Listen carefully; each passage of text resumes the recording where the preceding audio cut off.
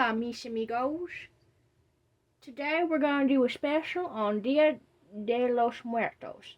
I apologize for any mispronunciations of Spanish words. I do love the Spanish language and will do my best to say the Spanish words to the best of my ability. I am going to do a simple rundown about this beautiful and colorful Mexican holiday. Dia de los Muertos is not the same as Halloween. Although both have skeletons in many of their decorations, those skeletons don't mean the same thing in these two different holidays. While Halloween is all about dressing up and getting candy, Dia de los Muertos is about respecting and honoring their dead relatives. They are two completely different things when you get down to the basics of what they celebrate. Not only are they different in what they celebrate, they are also on different dates of the calendar. 31st is Halloween, and Dia de los Muertos is on November 1st to the 2nd. It originated in Mexico and Central America and was founded by the local indigenous population, which was the Aztecs, Mayans, and the Toltecs. In those cultures, they were very specific about how they celebrated their dead. They had certain months, times, and how they honored them. And this 2-day holiday celebration has a specific meaning. One day is for honoring the passed away children on November 1st, and the other is for the passed away adults on November 2nd.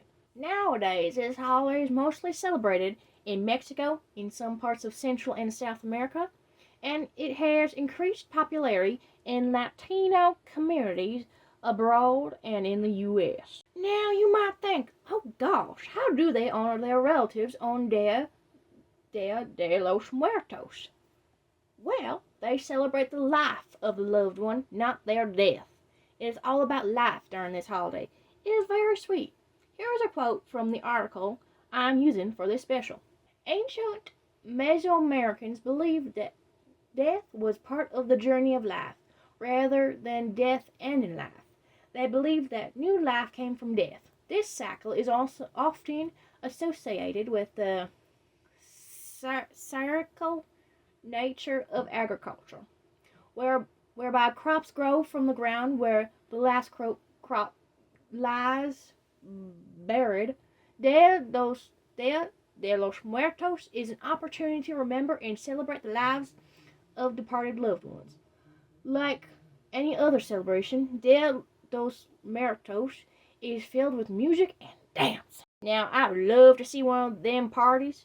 Just from that quote, it sounds like a mighty good time. And you get to celebrate your loved ones while having a fun party.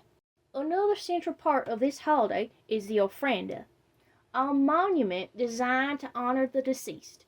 Here is a quote that should sum up the ofrenda pretty nicely. The ofrenda is often the most recognized symbol of Dia de los Muertos.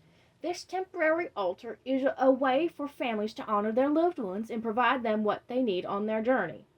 They place down pictures of the deceased along with items that belong to them and objects that serve as a reminder of their lives. Now, an ofrenda sounds pretty nice, don't you think? It sounds like a fun way to honor somebody you loved. Finally, let's talk about decorations. These pretty things are what most people would think of when talking about Dia de los Muertos. A very specific type of marigold flower, skulls, and butterflies are all associated with the holiday. Here are some quotes, again from the article discussing the decorations. By the way, I ain't going to attempt the Spanish for the lovely flower, because I ain't going to be able to say it right. I will try my best with the rest of the Spanish, though. A type of marigold flower native to Mexico is often placed on ofrendas and around graves. With their strong scent and vibrant color, the petals are used to make a path that leads the spirits from the cemetery to their families' homes. Monarch butterflies play a role in Dia de los Muertos because they are believed to hold the spirits of the departed. This belief stems from the fact that the first monarchs arrive in Mexico for the winter each fall on November 1st, which coincides with Dia de los Muertos. Caloritas de Azucar or sugar skulls, along with toys, are left on the altars for children who have passed.